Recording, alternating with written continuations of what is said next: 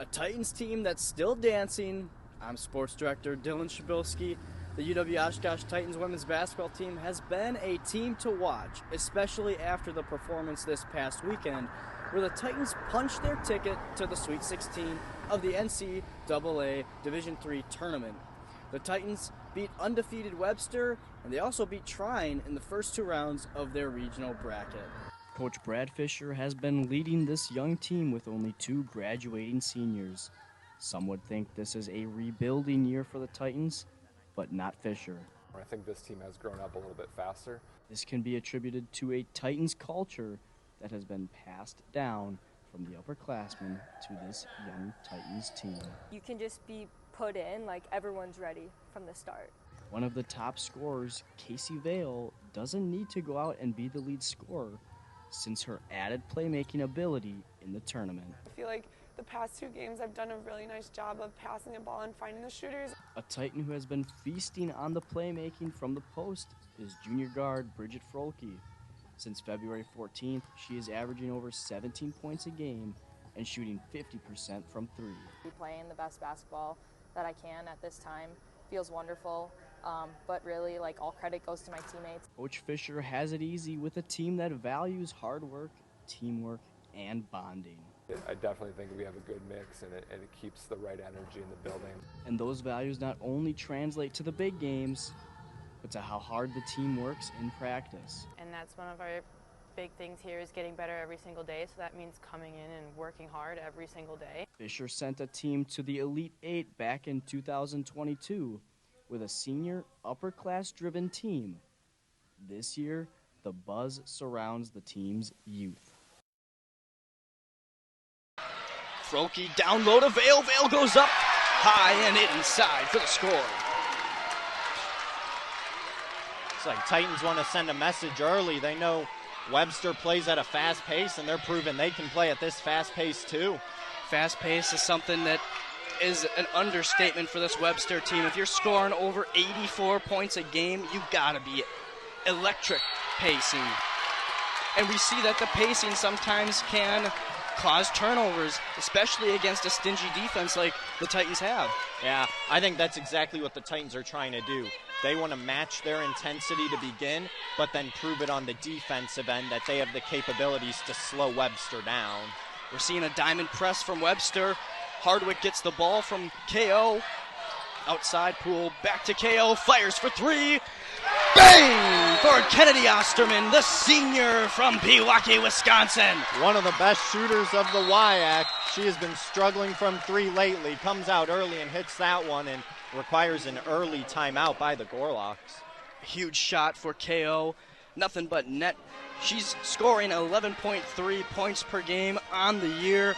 One of the huge key players for this Titans team. Yeah, you can tell when she's locked in, this whole team is locked in. She brings it in on both offense and defense. As you can see right here, 11 points. And I think the key right here is the 2 steals in the WIAC championship game.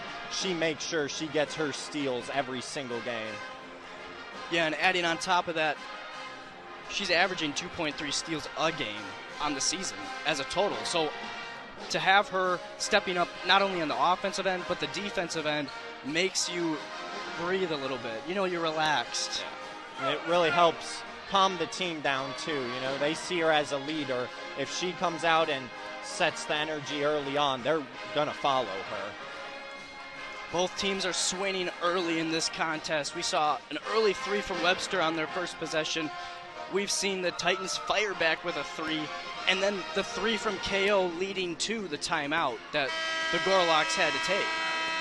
Yeah, I have a feeling this might start to end the press for the Gorlocks. The Titans seem to have practiced against it, and they know how to break it, and they're getting good opportunities on the broken press. I think we might see the Gorlocks push it back, maybe some pressure at half court, but not the full court press so they can play that defense.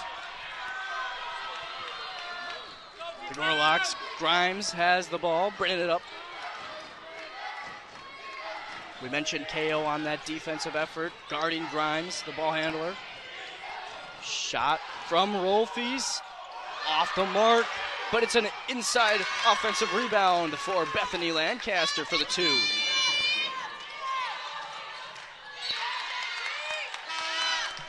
You mentioned you thought they were going to back off the press, but it seems like they made adjustments to the press. Yeah, I think they're trying to show Oshkosh they do not have the upper hand here. They can make adjustments, and it's still only a 3-point game.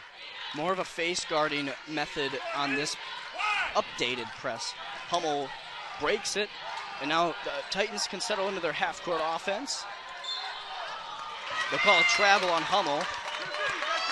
Looked like she might have just dragged that pivot foot a little bit. She tried to stop, but wasn't exactly sure what she wanted to do with it. I think you're right. I think she did drag that pivot foot just slightly, causing the turnover.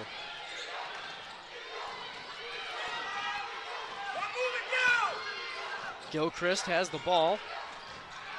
Driving on Frohlke, goes up with it. Basket counts for Gilchrist. She got that up through some tough, tight defense by the Titans there. Osterman working at the top of the key, gets a screen. Doesn't really open much up for the Titans, though. Frohlke trying to get a screen. Vale getting smothered at the top as Hummel drives. Gets trapped down low. And they'll call a jump ball. The possession will stay with the Titans. I think that's where Webster's trying to get the Titans every time. We saw Hummel stop in that exact same spot on the previous possession, and she dragged that pivot foot. This time they trap her with 2 and force the jump ball. Lob pass to Vale. Vale gets swatted by Bethany Lancaster. Gilchrist pushing the tempo for the Gorlocks. Hello and welcome back. I'm Dylan Przybylski, one of your sports directors with your Titan TV Sports Update. Last Saturday, the UW-Oshkosh football team opened up conference play by welcoming their rival UW-Whitewater to J.J. Keller Field.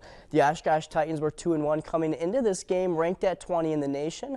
The Warhawks were 3-0 coming into this game, beating 3 straight ranked opponents as they were ranked number 4 in the nation. The longtime rivals had this game penciled on their calendars. Now the game started out slow, neither team scoring until late in the first when the Warhawks strike first. Then the Warhawks opened up the second quarter with this run from Elijah Maher-Parr. Later in that quarter, the Titans are down 13-0 and quarterback Alec Ogden decides to keep it himself and proceeds to score, putting the Warhawks up by 20 with a few seconds left until halftime. The Warhawks then kicked a field goal, giving them a 23-0 lead entering the half. The Titans put some points on the board late in the third with a touchdown from Trey Tetzlaff. He gets a flip pass from Kobe Berghammer. That would be his first of 2 touchdowns for Tetzlaff. The Warhawks start the fourth quarter with a rushing touchdown from Tamir Thomas.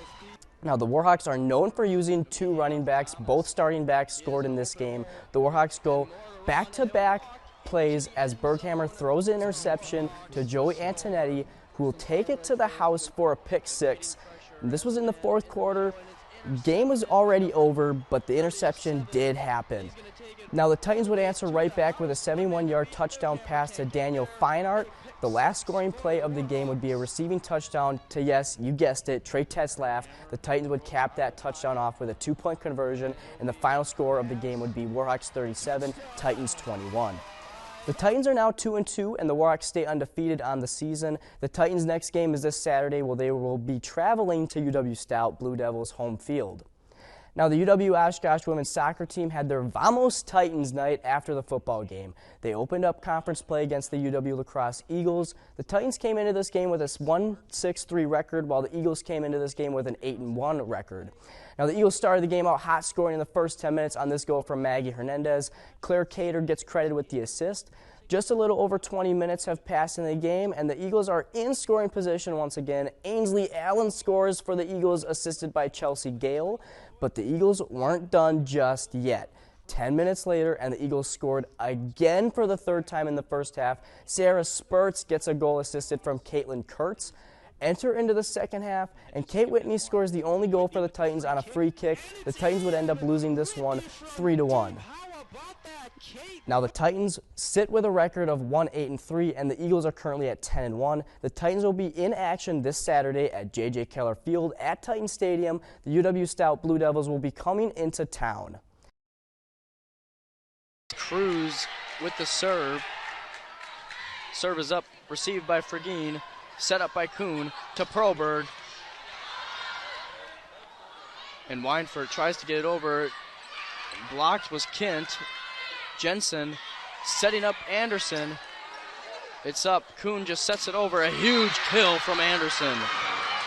Yeah, Oshkosh just trying to barely tap it over there, but that set Whitewater in a perfect position to just spike that ball right into the hardwood. Yeah, and the Titans quite literally set up the Warhawks for that huge kill. That's dangerous waters they're messing with. As Aubrey Cruz has the serve. Perlberg with a huge kill. Anderson, and it'll be out. Whew. And the ball came back to me. I have a ball. You got it. I did. You got it. So I got 2 volleyballs and a basketball this week, and now you finally got your volleyball. Exactly. So did I take the magnet or the lucky horseshoe or what? You must have. You must have. Perlberg serve goes straight to Weinfurt, and Jensen will hit it over, setting it up to Brunig on the opposite side, and it'll be a huge kill for Brunig. Right down the line, Dylan.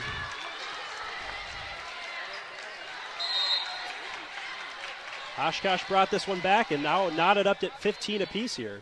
Perlberg with the serve. Setting it up to Weinfurt, and they will say it hit the ground before Fergine could get under it. Absolutely, and good eyes by the ref there to obviously realize that ball touched the hardwood and not to let him keep playing.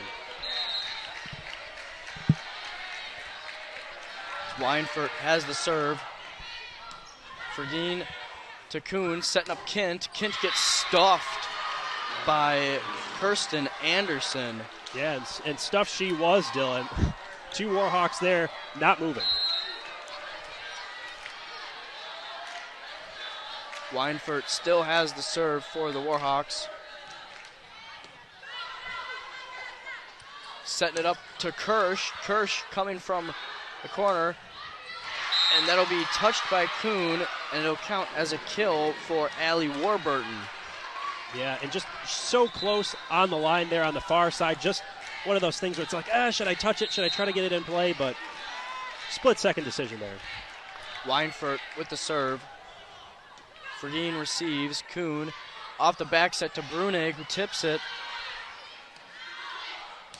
And Warburton will come from the opposite side as the ball is swinging right towards us. Yeah, I think I have the magnet, and it landed right next to a fan, like kitty corner behind me, so better watch out here, Dylan. And it's early, so. Kint has the serve. Jensen receives it. Cruz sets up Warburton. Kirsch. And Warburton will save that. And Cruz will set it up as Perlberg will save that one. Diving on the floor. Warburton. Kuhn is going to set up the offense. Kirsch tips it over. And that'll be a point for the Titans. And my goodness, Dylan, Perlberg able to keep it alive there. Wow. Showing off the hustle. No kidding. Leaving everything on the floor. Warburton gets tipped by Wazeb. Kuhn setting up Wazeb. Wazeb will save that after getting blocked. Brunig from the opposite side. It's going to be tipped by Anderson. Kirsch gets another kill. And just like that, Dylan, things are knotted back up at 18 apiece. And we got a timeout here. And the Warhawks took a timeout, so they're going to rethink things over. Yeah, just a little bit. And I mean, with how things have been going, obviously Oshkosh taking that timeout just most recently as we got a replay here of what happened. They're able to sneak through the wall of Whitewater there and get a point to tie this one up, Dylan. Yeah, and Kirsch had excellent position there. The ball just tips off the Warhawks' hands out of bounds. And that's exactly what you're looking for on a kill when you're about to be blocked. Yeah, and really exactly what we kind of look for in this game. A close game, a tied game in the first set still.